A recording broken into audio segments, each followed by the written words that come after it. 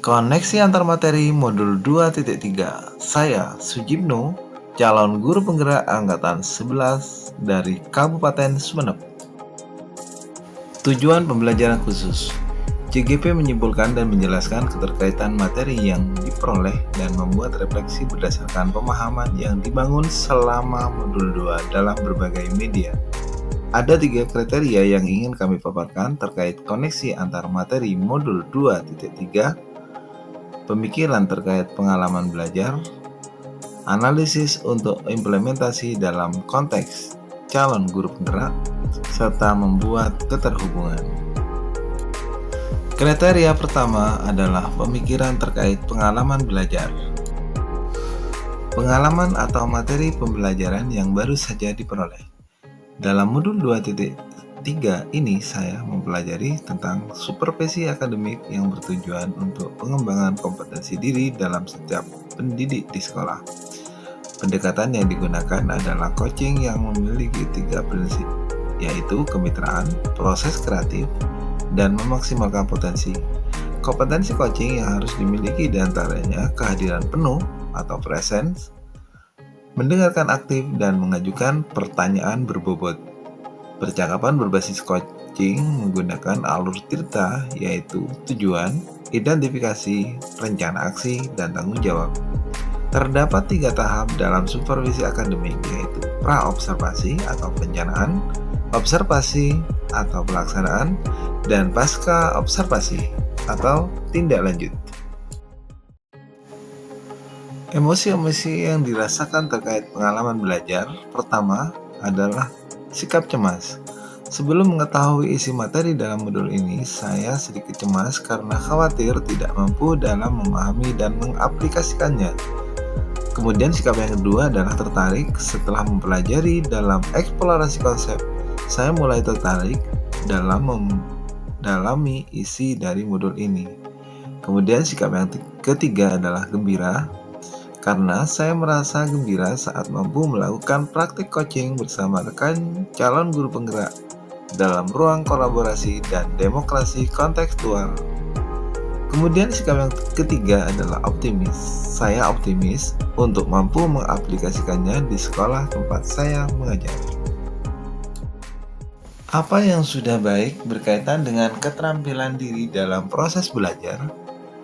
Saya mampu berkolaborasi dengan rekan sesama calon guru penggerak saat mempraktikkan proses coaching menggunakan alur tirta dan sesuai dengan prinsip coaching dalam ruang kolaborasi dan demonstrasi kontekstual, baik berperan sebagai coach, coachee, ataupun sebagai pengamat atau observer. Apa yang perlu diperbaiki terkait dengan keterlibatan diri dalam proses belajar? Yang perlu diperbaiki adalah kemampuan dalam mengajukan pertanyaan berupa membuat agar dapat menggali informasi permasalahan pada diri coachee sehingga dapat menemukan solusi atas permasalahan yang dihadapi. Keterkaitan terhadap kompetensi dan kematangan diri pribadi.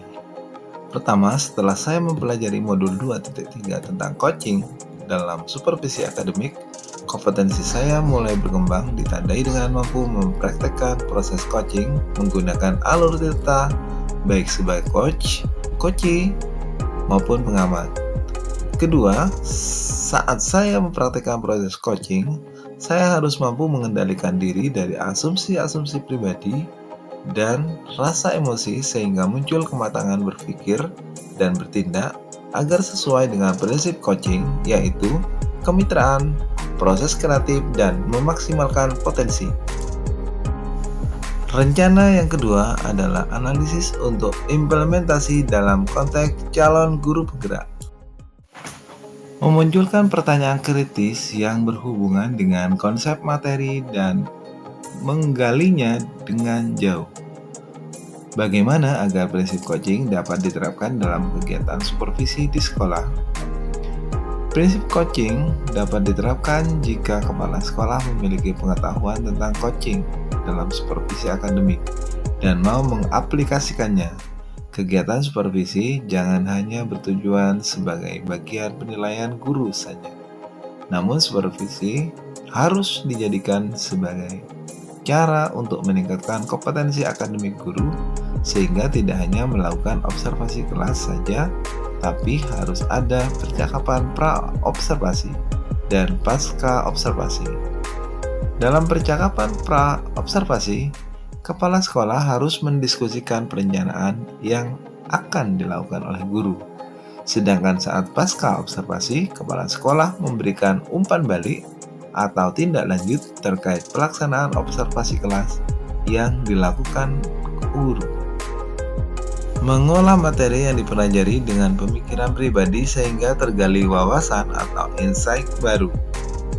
Coaching dalam supervisi akademik dapat berpengaruh dalam terwujudnya pemimpin pembelajaran yang berpihak pada murid.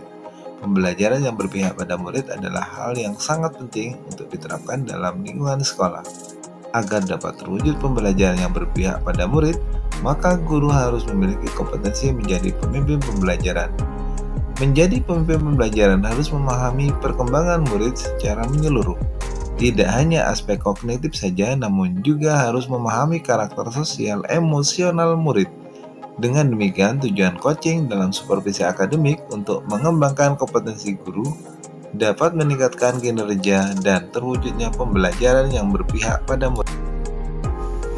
Menganalisis tantangan yang sesuai dengan konteks asal calon guru penggerak, baik tingkat sekolah maupun daerah.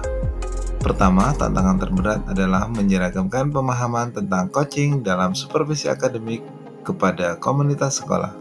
Kedua, supervisi akademik hanya dijadikan sebagai penilaian rutin kepala sekolah pada guru saja. Seharusnya dapat dijadikan sebagai pedoman untuk meningkatkan kompetensi guru. Memunculkan alternatif solusi terhadap tantangan yang diidentifikasi. Pertama, alternatif solusi dapat dilakukan setelah melakukan sosialisasi kepada seluruh komunitas sekolah saat kegiatan rapat guru agar terjadi penyeragaman persepsi tentang makna supervisi akademik. Kedua, solusi selanjutnya adalah dengan memberikan praktek coaching dalam supervisi akan baik melalui berbagai media informasi digital yang dapat diakses oleh seluruh komunitas sekolah. Rencana yang ketiga adalah membuat keterhubungan. Pengalaman masa lalu. Saya pernah disupervisi oleh kepala sekolah dan pengawas sekolah, namun kegiatan supervisi tersebut hanyalah sebatas menjalankan kewajiban saja tanpa mengetahui makna supervisi yang sebenarnya. Kegiatan supervisi akademik hanya dilakukan saat kepala sekolah atau pengawas sekolah melakukan observasi kelas saja tanpa adanya kegiatan pra-observasi dan pasca-observasi, sehingga hanya terbatas pemberian nilai guru saja. Penerapan di masa mendatang. Kedepan, kegiatan supervisi ini harus dijadikan salah satu bagian dari peningkatan kompetensi guru dalam bidang akademik dengan menggunakan prinsip coaching, yaitu kemitraan, proses kreatif, dan memaksimalkan potensi. Konsep atau praktik baik yang dilakukan dari modul lain yang telah dipelajari. Modul 2.1. Dalam pembelajaran berdiferensiasi, murid dikelompokkan berdasarkan kebutuhan belajarnya agar dapat memaksimalkan potensi yang dimiliki. Begitu pula dengan praktek coaching yang harus memaksimalkan potensi coach agar dapat menemukan sendiri solusi atas permasalahan yang dihadapi. Kemudian pada modul 2.2, dalam pembelajaran sosial emosional terdapat teknik mindfulness yang dilakukan untuk dapat membuat suasana belajar lebih kondusif. Saat melakukan coaching pun, seorang coach harus menerapkan teknik tersebut agar dapat fokus dan terwujud kehadiran penuh saat melakukan proses coaching. Informasi yang didapat dari orang atau sumber lain di luar bahan ajar program guru penggerak. Faktor utama pelaksanaan supervisi akademik oleh kepala sekolah. Kesadaran kepala sekolah akan kompetensi supervisi yang harus dijadikan semangat dan dukungan oleh para guru. Coaching yang diberikan kepala sekolah akan memberikan pengaruh pada proses pembelajaran. Suasana kebersamaan sekolah yang mendukung bisa dijadikan sebagai sarana untuk membangun kinerja lebih maksimal dan kegiatan supervisi akan berjalan dengan nyaman.